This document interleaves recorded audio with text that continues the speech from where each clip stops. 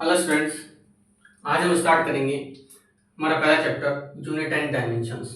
Unit and dimensions क्या होती है, किस तरह से वो काम करती है, कैसे कैसे क्या क्या चीज़ें उसके अंदर आती है और हमारे सिलेबस में क्या क्या यूनिट्स है, डायमेंशंस हैं, उनकी क्या डेफिनेशंस होती हैं, तो उसके बारे में बात करेंगे।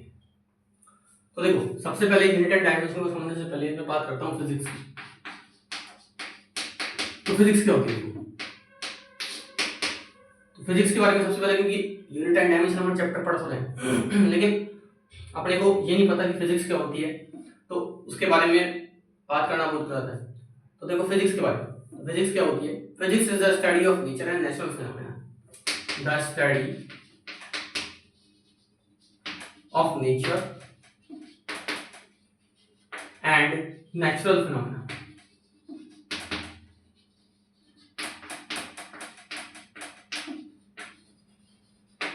मतलब हम जो भी नेचर के अंदर जो भी चीजें होती है उसकी स्टडी करते हैं और जो भी नेचुरल फिनोमेना है उनकी स्टडी करते हैं और फिजिक्स कहलाती है। जैसे मैं एग्जाम्पल दूं कि पहले जब न्यूटन के समय हम बात करें, जैसे न्यूटन ने एप्पल की इन्वेंशन करी, तो न्यूटन ने जब एप्पल की इन्वेंशन करी तो उससे पहले क्या हो रहा था कि एप्पल गिर रहा था, जमीन पे गिर रहा था, पेड़ से नीचे जमीन पे गिर रहा था, सब लोग उसको देख रहे थे। लेकिन न्यूटन ने जब उसको देखा तो उसके बारे में इसने सोचा, विचार करा, तो वही तो फिजिक्स हुई कि उसने उस चीज के बारे में सोचा, उस नेचुरल चीज के बारे में सोचा, तो यही क्या हुई? फिजिक्स हो गई। उसके अलावा जैसे प्लेनेट है, वो सन के अराउंड रिवॉल्व करते हैं, तो ये पहले भी करते थे, आज भी करते हैं, लेकिन उसके बारे में स्टडी करना, उसके बारे में जानना क्या कहलाता है? फिजिक्स कहलाता है। तो फिजिक्स क्या होता है? नेचुरल और नेचुरल फिनोमेना जो होता है किसी भी चीज का हमारे यूनिवर्स के अंदर, वो कहलाता है फिजिक्स। अब फिजिक्स में क्या होता है, देखो फिजिक्स को समझने के लिए और बेटर समझने के लिए हमारे पास इस नेचर के अंदर कुछ ऐसी चीजें होती है जिसको हम फिजिक्स से डिफाइन करते हैं। हमारे पास क्या होता है, दो तरह की क्वांटिटीज होती है, एक होता है physical quantities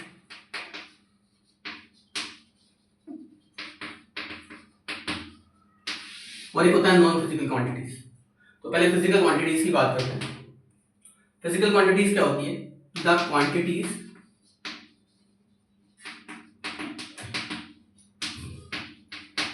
which can be measured.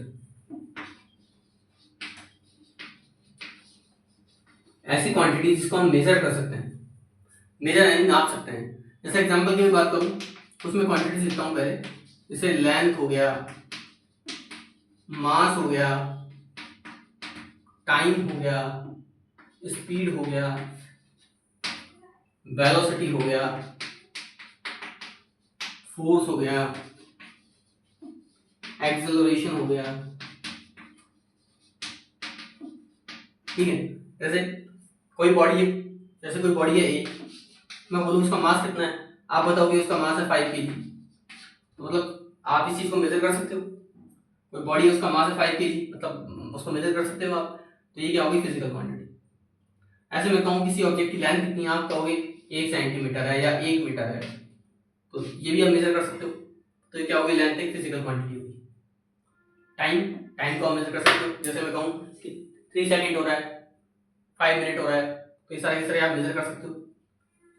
किसी ऑब्जेक्ट की स्पीड क्या है, मतलब कोई कितनी स्पीड से जा रहा है, 5 मीटर पर सेकंड से जा रहा है, 10 मीटर पर सेकंड से जा रहा है, 100 मीटर पर सेकंड से जा रहा है, तो आप उसको बता सकते हो, तो आप वो स्पीड क्या है?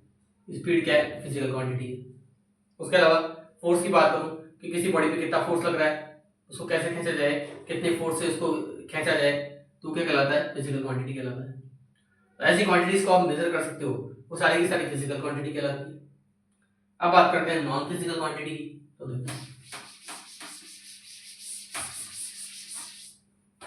तो देखो नॉन फिजिकल क्वांटिटीज, तो इसमें देखो ऐसी क्वांटिटी, द क्वांटिटीज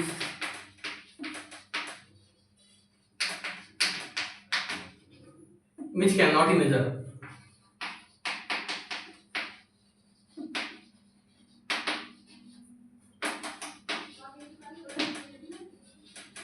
जैसे इमोशन, लव, सैडनेस, इंटेलिजेंस। तो देखो आप इन क्वांटिटीज में देखो, जैसे इमोशन हो गया, इमोशन को आप मेजर नहीं कर सकते। कोई कितना इमोशनल है उसको आप नहीं बता सकते। कोई किसी से कितना प्यार करता है वो आप नहीं बता सकते। कोई किसी से कितना दुखी है वो आप नहीं बता सकते। कोई किसी से कितना इंटेलिजेंट है, डफर है, वो आप नहीं बता सकते। उसको आप मेजर नहीं कर सकते। तो ऐसी फिजिकल क्वांटिटी क्या कहलाती है? नॉन फिजिकल क्वांटिटी कहलाती है। मतलब ऐसी फिजिकल क्वांटिटी जिसको आप मेजर नहीं कर सकते वो क्या कहलाती है? नॉन फिजिकल क्वांटिटी कहलाती है। आगे हम बात करते हैं measurement of physical quantity.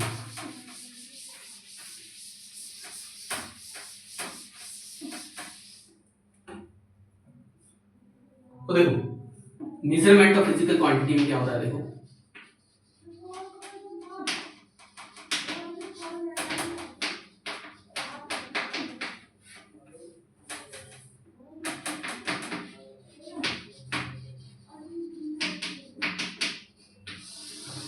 Measurement of physical quantity में क्या होता है कि हम किसी फिजिकल क्वांटिटी को उसकी स्टैंडर्ड फिजिकल क्वांटिटी से कंपेयर करते हैं। मतलब क्या हो गया कि जैसे मान के चलो कि हमारे पास में कोई ऑब्जेक्ट है, उसका मास है 5 kg, ठीक है। उसका मास क्या है आपको देखो 5 kg दे रखा है। तो इसका मतलब क्या हो गया कि मास जो है वो कितना है, कितने टाइम्स है? 5 टाइम्स है केजी के अंदर। तो इसमें क्या हुआ कि इस मेजरमेंट के अंदर आप देख रहे हो कि 5 आपके पास एक नंबर है, मतलब ये एक न्यूमेरिकल वैल्यू है, और केजी क्या है? इसका स्टैंडर्ड यूनिट है।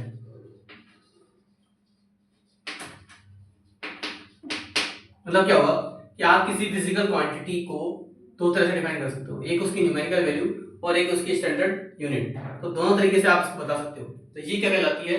इसकी फिजिकल क्वांटिटी कहलाती है। तो फिजिकल क्वांटिटी जो होती है उसको Q is equal to N U से डिनोट करते हैं। यहाँ पे Q क्या है? कोई भी फिजिकल क्वांटिटी है,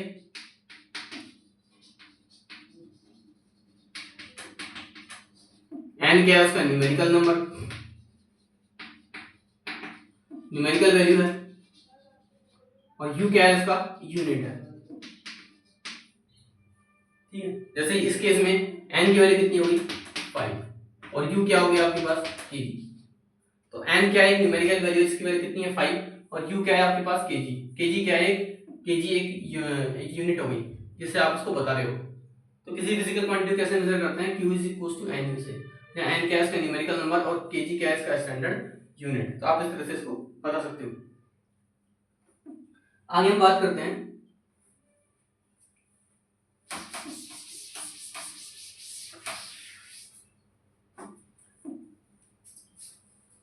तो अब देखो फिजिकल क्वांटिटी जो होती है उसको दो तरह से कैटेगराइज करते हैं। फिजिकल क्वांटिटी को दो तरीके से कैटेगराइज करते हैं। एक होती है फंडामेंटल,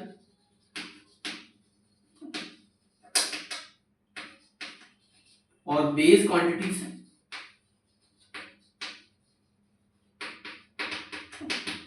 और एक होती है derived quantities.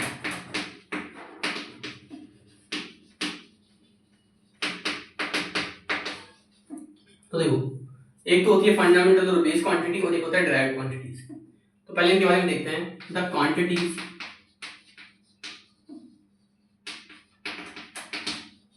which are independent from each other, मतलब ऐसी फिजिकल क्वांटिटी जो क्या होती है? इंडिपेंडेंट होती है एक दूसरे से। और इसके बारे में लिखोगे the quantities which are depend on base quantities।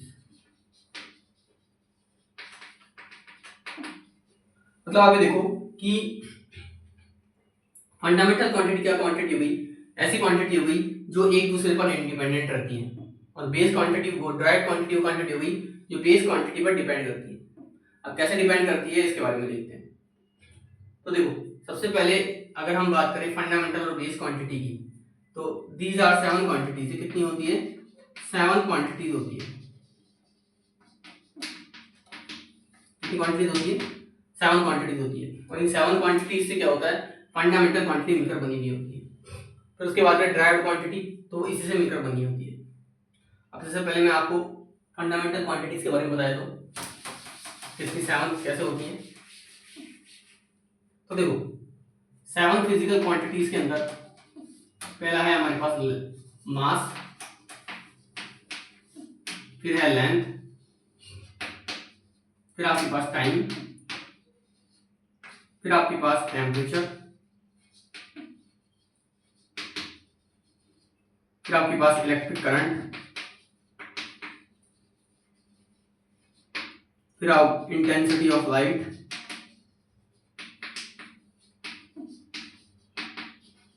Next amount of substance,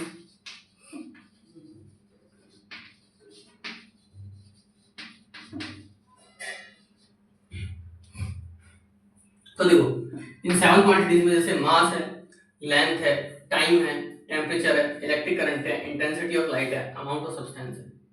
तो ये कुछ फिजिकल क्वांटिटीज होती हैं जो फंडामेंटल क्वांटिटीज होती हैं। अब क्या होता है देखो, इन फंडामेंटल क्वांटिटीज के अंदर जैसे मैं आपको बताऊं कि मास है, मास को आप किससे मेजर करते हो, केजी में और ग्राम में। लेंथ को मीटर में, सेंटीमीटर में, और ज्यादा बड़ा है तो किलोमीटर में। टाइम को आवर में, मिनट में और सेकंड में। टेम्परेचर को डिग्री सेल्सियस, केल्विन और फ़ारेनहाइट में करते हो। इलेक्ट्रिक करंट को आप एम्पियर में करते हो।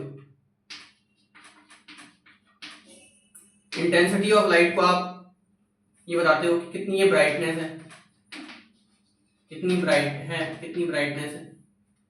अमाउंट ऑफ सब्सटेंस को आप मोल में मेजर करते हो। देखो 7 फंडामेंटल क्वांटिटी है। मास को मेजर करते हैं केजी में और ग्राम में, लेंथ को मेजर करते हैं मीटर में, सेंटीमीटर में, टाइम को मेजर करते हैं आवर में, मिनट में, सेकंड में। ये सब आपने पढ़ी होगी।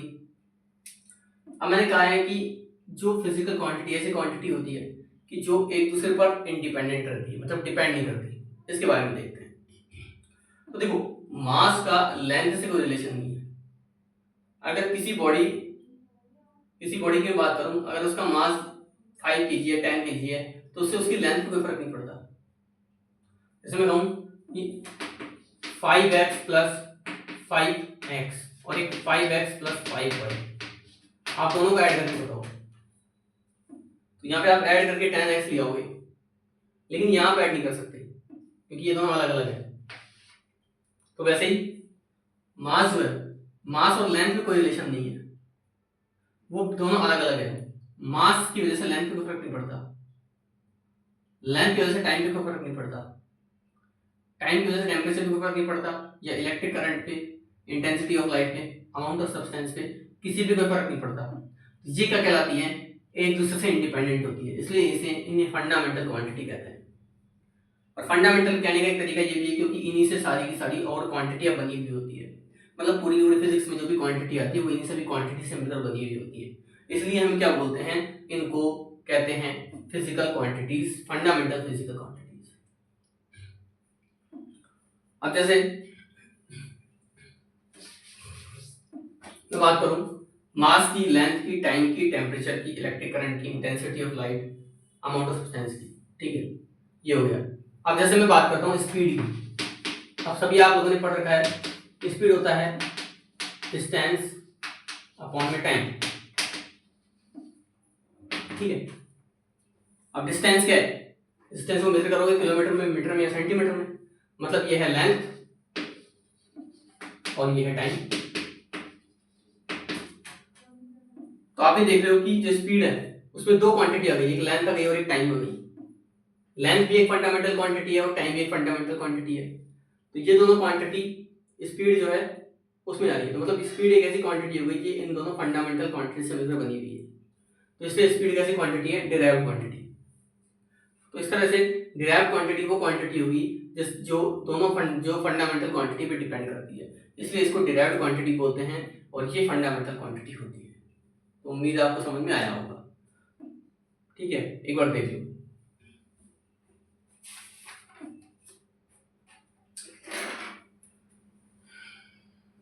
आगे बात करते हैं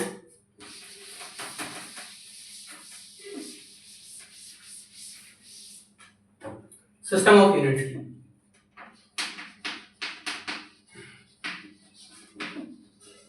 सिस्टम ऑफ यूनिट्स क्या होता है? तो देखो सिस्टम ऑफ यूनिट्स जो होते हैं उसमें एक आता है हमारा एमकेएस, ठीक है, एक आएगा आपका एमकेएस, एक आएगा आपका सीजीएस और एक आएगा आपका एफपीएस। अब इन तीनों सिस्टम में क्या फर्क होता है? एमकेएस के अंदर जो आपका मास होता है वो होता है किलोग्राम में यानी केजी में, आपकी लेंथ होती है वो होती है आपकी मीटर में, और टाइम आपका होता है सेकंड में। सीजीएस के अंदर क्या होता है? आपका मास जो होता है वो ग्राम में होता है, लेंथ आपकी सेंटीमीटर में होती है और टाइम आपका सेकंड्स में होता है। एफपीएस में आपका मास जो है वो पाउंड में होता है, लेंथ आपकी फुट में होती है और टाइम आपका सेकंड में होता है। तो तीनों फर्क होता है। तो सबसे देखो ये सबसे जो एफपीएस है ब्रिटिश सिस्टम है, मतलब ये बहुत पुराना सिस्टम है। तो देखो एफपीएस सिस्टम वो सिस्टम है जिसके अंदर मास आपका पाउंड में, लेंथ आपकी फुट में, टाइम आपका सेकंड में होगा। सीजीएस में मास आपका ग्राम में, लेंथ आपकी सेंटीमीटर में, टाइम आपका सेकंड में होगा। एमकेएस में मास आपका केजी में, लेंथ मीटर में और टाइम सेकंड में होगा। तो ये तीन तरह के सिस्टम है जो चले आ रहे हैं पहले से। ये तीन तरह के सिस्टम आप ध्यान रख सकते हैं एक एक चीज को। इसके बाद में एक सिस्टम और आता है एसआई। एसआई सिस्टम को बोलते हैं इंटरनेशनल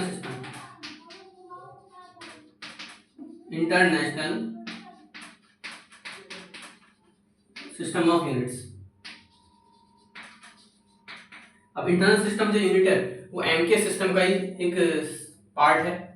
एसआई सिस्टम में क्या होता है, इसको इंटरनेशनल मतलब सभी जगह एमके सिस्टम को प्रेफरेंस दिया गया कि वहां मास को आप केजी के अंदर, लेंथ को मीटर में और टाइम को सेकंड में मेजर करोगे। अब इस एसआई सिस्टम में हमारे पास 7 तो फंडामेंटल क्वांटिटी होती है, 7 फंडामेंटल क्वांटिटीज होती है और आपके पास 2 सप्लीमेंट्री क्वांटिटीज होती है। सप्लीमेंट्री क्वांटिटीज होती है।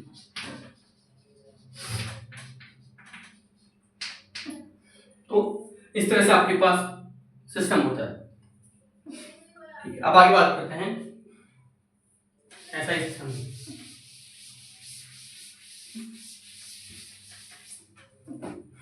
तो देखो एसआई सिस्टम जो होता है उसमें हमने बताया 7 तो फंडामेंटल क्वांटिटी है और 2 सप्लीमेंट्री क्वांटिटी है। पहले फंडामेंटल क्वांटिटी के बारे में बता देते हैं कि फंडामेंटल क्वांटिटी क्या होती है। तो देखो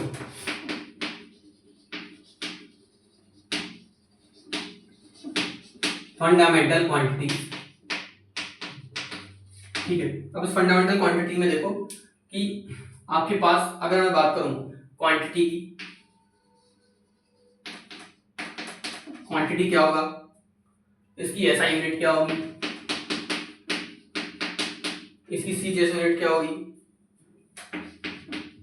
और नोटेशन क्या होगा, इसके बारे में बात करते हैं। तो जैसे हम बात करें फंडामेंटल क्वांटिटी के अंदर, पहले बात करते हैं मास की। तो मास की एसआई यूनिट क्या होती है, केजी यानी किलोग्राम, ठीक है। और सीजीएस यूनिट क्या होती है इसकी, ग्राम, और नोटेशन क्या होगा इसका, एम, मतलब इसका कैपिटल एम दे दो। आगे बात करो लेंथ की। लेंथ का ऐसे यूनिट क्या हो जाएगा, मीटर, एम ले लो या किलोमीटर ले लो या मीटर ले लो, काम करो। और इसका सीजीएस यूनिट क्या है, सेंटीमीटर, और नोटेशन क्या ले लोगे, एल, पहला एल ऐसे। फिर बात करते हैं टाइम की। तो टाइम की एसआई यूनिट भी सेकंड है और सीजीएस यूनिट भी सेकंड है और नोटेशन ले लेंगे इसका टी। फिर बात करते हैं टेम्परेचर की।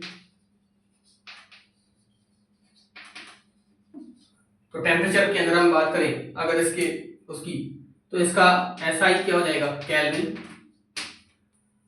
सीजीएस हो जाएगा इसका डिग्री सेल्सियस, और इसको डिनोट करेंगे हम थीटा से। इस तरह से देख लेना एक बार। फिर बात करते हैं करंट की, इलेक्ट्रिक करंट की।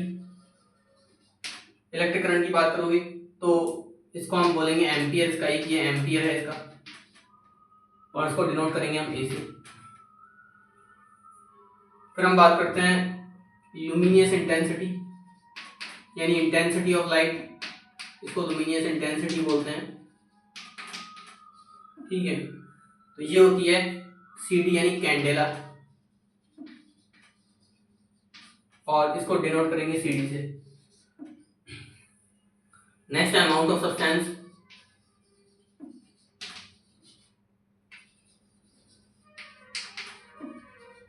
ये आपकी होती है मोल में, और इसको डिनोट करते हैं मोल से। तो ये 7 तरह की क्या होती है, फिजिकल क्वांटिटीज होती है, ऐसी क्वांटिटीज होती है जो क्या होती है आप ध्यान रख सकते हो। जैसे मास हो गया, मास को केजी में डिनोट करेंगे, और नोटेशन है इसका M, capital M।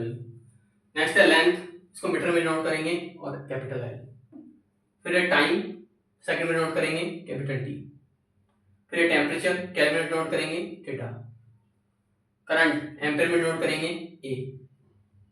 Luminous intensity candela में डिनोट करेंगे CD। अमाउंट ऑफ सब्सटेंस मोल में डिनोट करेंगे मोल।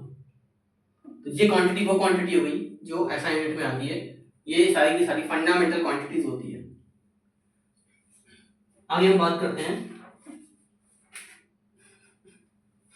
Derived quantities.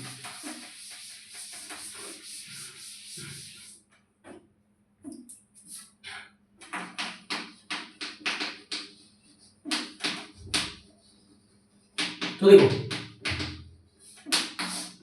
डिराइव्ड क्वांटिटीज में जैसे मैं बात करूं वेलोसिटी की, मान लो वेलोसिटी क्या होती है, डिस्प्लेसमेंट अपॉन में टाइम। डिस्प्लेसमेंट को आप मेजर करते हो मीटर में या किलोमीटर में। मीटर का मतलब ये होगी लेंथ, और नीचे आ रहा है टाइम। इसको मेजर करोगे आप मीटर में, और टाइम को मेजर करोगे सेकंड में, या फिर इसको मीटर पर सेकंड लिख सकते हो आप। वेलोसिटी कैसी क्वांटिटी हो गई, एक डिराइव्ड क्वांटिटी हो गई, क्योंकि वो लेंथ और टाइम दोनों से मिलकर बनी हुई है, इसलिए वेलोसिटी कैसी क्वांटिटी हो गई, डिराइव्ड क्वांटिटी हो गई। ऐसे अगर आप एक्सेलरेशन की बात करोगे तो एक्सेलरेशन क्या होता है, वेलोसिटी अपॉन टाइम। आप देखते हो कि वेलोसिटी की यूनिट क्या है, मीटर पर सेकंड, और टाइम की है सेकंड, तो ये आपके पास आएगी मीटर पर सेकंड स्क्वायर, या फिर इसको कह सकते हो मीटर सेकंड की पावर -2। तो एक्सेलरेशन में देखो वेलोसिटी और टाइम आ गया, तो ये भी कैसी क्वांटिटी हो गई, डिराइव्ड क्वांटिटी हो गई। आगे बात करते हैं फोर्स की। तो फोर्स होता है mass into acceleration.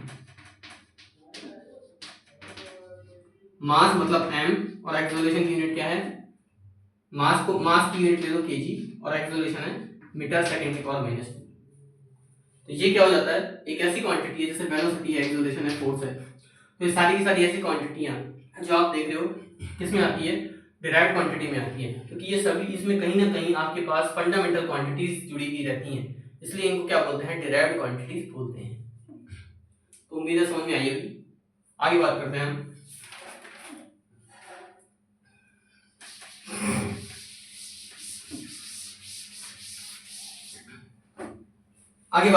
Supplementary quantities की।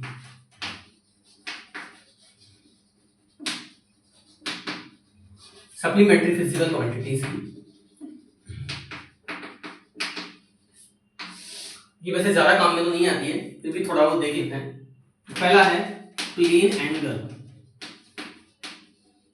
पहले हम बात करते हैं प्लेन एंगल की। इसकी यूनिट होती है रेडियन, इसको RAD इससे शॉर्ट में लिख देंगे। एक होता है सॉलिड एंगल, ठीक है। सॉलिड एंगल क्या होता है, सॉलिड एंगल होता है स्टेरेडियन, और इसको इस तरह से नोट करते हैं, स्टेरेडियन से नोट करते हैं। ठीक है। तो सबसे पहले हम बात करते हैं एंगल की या प्लेन एंगल की। तो ये क्या होता है, देखो मान के चलो ये कोई सर्कल है और सर्कल के सेंटर से मैंने यहाँ पे आर रेडियस पे जाके ए पॉइंट से बी पॉइंट पे गया हूं मैंने इसको इसमें मिला दिया। तो ए से बी पर जाने पर जो मैंने यहाँ पे डिस्प्लेसमेंट ट्रेवल करा उसको बोलते हैं थीटा। ये कहलाता है एंगल। क्या आप सेंटर से यहाँ पे गए, ओ से ए पे थे, फिर आप ए से बी पे गए, तो आपने जो एंगल डिस्प्लेसमेंट सबटेंड किया वो कहलाता है एंगल। मैं मान के चलता हूँ कि ये जो ए बी है इसकी आर्क की लेंथ कितनी है, एल। तो एंगल कितना होता है, theta is equal to arc upon में रेडियस। ठीक है, आर्क कितना है ए बी और रेडियस कितना है ओ ए। तो थीटा बराबर कितना हो जाएगा, लेंथ कितनी है एल और रेडियस कितनी है आर। तो ऐसे क्या होता है कि एंगल को डिनोट करते हैं। यहाँ पे ओ ए क्या है आपका रेडियस और ए बी क्या है इसका लेंथ। तो theta is equal to R upon radius हो गया। आर कितनी है एल और रेडियस कितनी है आर। अब इन फिजिकल क्वांटिटी में क्या होता है, इसकी यूनिट तो होती है लेकिन डायमेंशन नहीं होती। मतलब क्यों, इसका मतलब ये है कि लेंथ भी आपकी मीटर में और रेडियस भी आपकी मीटर में, तो दोनों पड़ जाएगा, ये कितना आएगा 1। इसका मतलब आपके पास इसकी कोई डायमेंशन नहीं है, केवल इसकी यूनिट है और वो क्या है रेडियन। तो इस तरह से आप डिफाइन कर सकते हो। अब जैसे मैं बात करूं भाई आपने देखा था कि जैसे प्लेन एंगल होता है उसको डिग्री में रेडी करते हैं, 30 डिग्री हो गया, 60 डिग्री हो गया, 90 डिग्री हो गया, लेकिन इसको मैं बता रहा हूँ रेडियन में। तो इसका मतलब है कि दोनों ही चीज होती है, थीटा भी डिग्री भी होता है और रेडियन भी होता है। तो कैसे हम रिलेशन निकालेंगे डिग्री और रेडियन के बीच में, तो उसके बारे में बात करेंगे। तो देखो अगर आप बात करोगे डिग्री और रेडियन के बीच में, तो देखो रिलेशन बिटवीन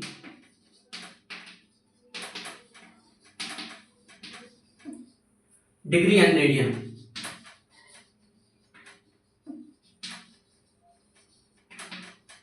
तो देखो अगर मैं आपसे कहूं कोई एंगल 180 डिग्री है तो उसको रेडियन में वैल्यू कितनी होती है, पाई रेडियन होती है।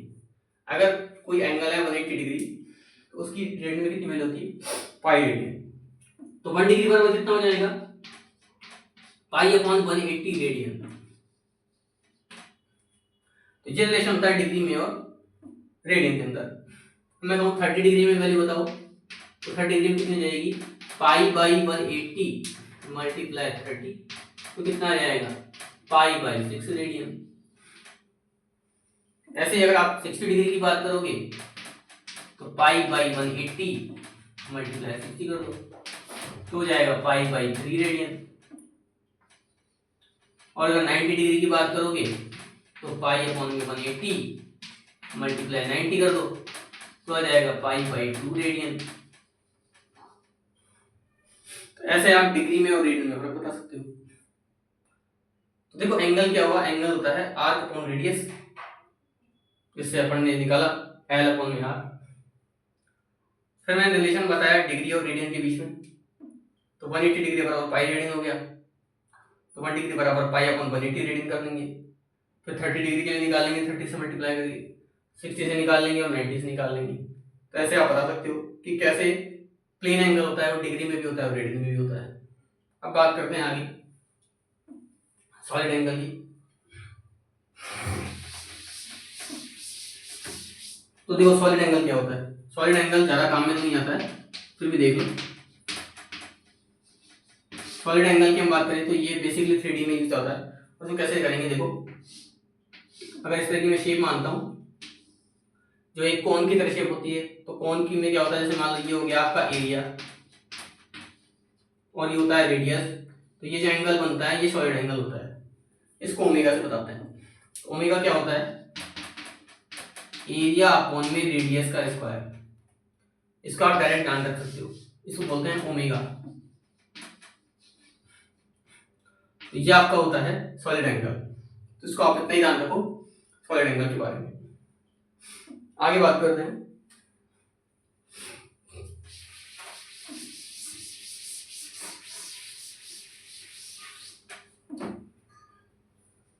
ऐसे यहाँ तक हो गया। तो यहाँ तक हमने क्या क्या पढ़ा? यहाँ तक हमने फिजिकल क्वांटिटीज के बारे में देखा, नॉन फिजिकल क्वांटिटीज के बारे में देखा। फिजिकल क्वांटिटी कितने तरह की होती है, फंडामेंटल और बेस, और उसके अलावा डिराइव्ड क्वांटिटीज के बारे में देखा। फिर उसके बाद में अगर मैं डिराइव्ड क्वांटिटीज में, फंडामेंटल क्वांटिटीज मैंने बताई 7 होती हैं। फिर मैं डिराइव्ड क्वांटिटीज के बारे में बताया। फिर एसआई यूनिट के बारे में बताया कि एसआई यूनिट में कितना होता है। एक तो आपके पास में 7 फंडामेंटल और 2 सप्लीमेंट्री क्वांटिटी होती है। सप्लीमेंट्री में कौन कौन सी? एक तो आपके पास में प्लेन एंगल और एक सॉलिड एंगल। तो यहाँ तक आपने देखा, समझ में आया होगा। नहीं आया तो आप दोबारा उसको चला के देख सकते हो, आपको समझ में आ जाएगा। नेक्स्ट वीडियो में हम इससे आगे बात करेंगे। आज के लिए इतना ही। अगर वीडियो पसंद आ रहा है तो चैनल को लाइक शेयर और सब्सक्राइब करें।